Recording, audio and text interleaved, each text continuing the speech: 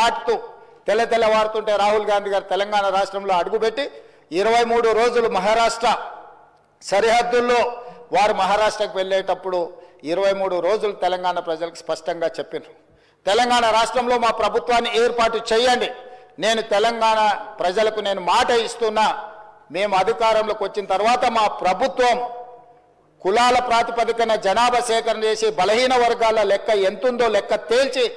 వాళ్లకు రాజకీయంగా రిజర్వేషన్లు కల్పిస్తాం, ఉద్యోగ ఉపాధి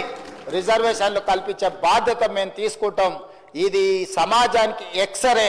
ఈ ఎక్స్రే ద్వారా ఎవరు ఎంతమంది ఉన్నారో వాళ్ళకి ఎలాంటి ఆర్థిక రాజకీయ ప్రయోజనాలను చేకూర్చాలో మేము చేస్తామని వారు చెప్పారు. అందుకే డిసెంబర్ 7, 2023 నాడు మనం అధికారం చేపట్టి అధికారంలోకి వచ్చిన తర్వాత ఎంబడే ఫిబ్రవరి 4 నాడు, ఫిబ్రవరి 4, 2024 నాడు మంత్రివర్గంలో ఆమోదం చేసి ఫిబ్రవరి 6, 2024 నాడు సహచర మంత్రివర్గ సభ్యులు పొన్నం ప్రభాకర్ గారు ఇదే సభలో తమరి అనుమతితో తీర్మానాన్ని ప్రవేశపెట్టినము. ఆ తర్వాత పార్లమెంటు ఎన్నికలు 5-6 నెలలు ఈ ప్రక్రియకు పార్లమెంట్ ఎన్నికల వల్ల విఘాతం కలిగింది. కానీ ఈ ప్రభుత్వం మా నాయకుడు మేము ఇచ్చిన మాట ప్రకారం ఈ సమాజంలో కులగణన జరగాలి, కులగణనలో రాజకీయ ఆర్థిక సామాజిక అన్ని వివరాలను పొందుపరచాలన్న ఆలోచనతోటి ఈ కార్యక్రమాన్ని ముందుకు తీసుకెళ్లాలన్న లక్ష్యంతో మంత్రివర్గ ఉపసంఘాన్ని పెద్దలు ఉత్తమ్ కుమార్ రెడ్డి గారి అనుభవాన్ని దృష్టిలో పెట్టుకొని వారిని దామోదర్ రాజ్ నరసింహ గారిని, పొన్నం ప్రభాకర్ గారిని, దుద్దిల్ల శ్రీధర్ బాబు గారిని, సీతక్క గారిని కమిటీలో పెట్టి ఈ ప్రక్రియను మొత్తం ముందుకు తీసుకువెళ్లే ప్రయత్నం చేసినాం. ఈ ప్రక్రియలో భాగంగా బీహార్, అంతకుముందు కర్ణాటక రాష్ట్రాలు ఈ ప్రక్రియను చేపట్టి బీహార్ తీసుకొచ్చిన ఈ వివరాలను కోర్టులు కూడా వాటి మీద స్టే ఇవ్వడంతో తప్పిదం జరగొద్దు, ఇది పక్కడ్బందీగా ఉండాలి అని చెప్పి అధికారులను ఆయా రాష్ట్రాలకు పంపించినాం అధ్యక్ష. ఇదేదో ఆషామాషిగా ఇక్కడ ఉన్న కొద్దిమందిని పంచాయతీరాజు లేకపోతే ఏదైనా డిపార్ట్మెంట్కి సంబంధించిన క్రింది స్థాయి ఉద్యోగస్తులను పంపించే వివరాల సేకరణ కాదు అధ్యక్ష.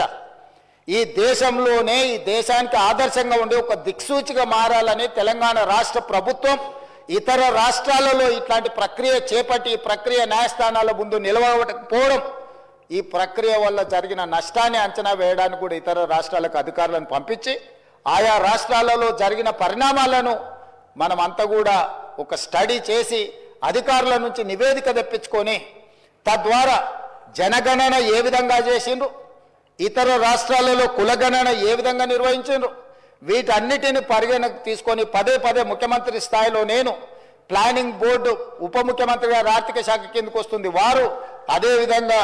మా cabinet sub committee chairman Uttam Kumar Reddy గారు వివిధ సందర్భాలలో చీఫ్ సెక్రటరీ గారితో సహా 12 సార్లు సమావేశాలు పెట్టి సమీక్షలు చేసి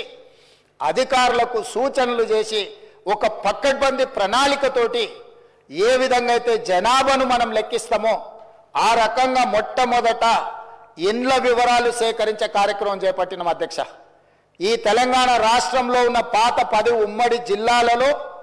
ప్రతి గ్రామంలో, తండాలో, గూడెంలో ఇండ్ల వివరాలు సేకరించి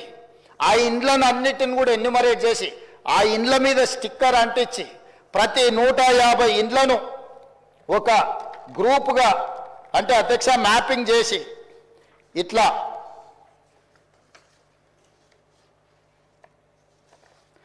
ప్రతి ఇంటిని కూడా ప్రతి ఇంటికి స్టిక్కర్ అంటించి ప్రతి 150 ఇండ్లను ఇట్లా మార్కింగ్ చేసి ఈ రకంగా 150 ఇండ్లను ఒక యూనిట్ కింద ఒక బ్లాక్ కింద గుర్తించి ప్రతి యూనిట్ని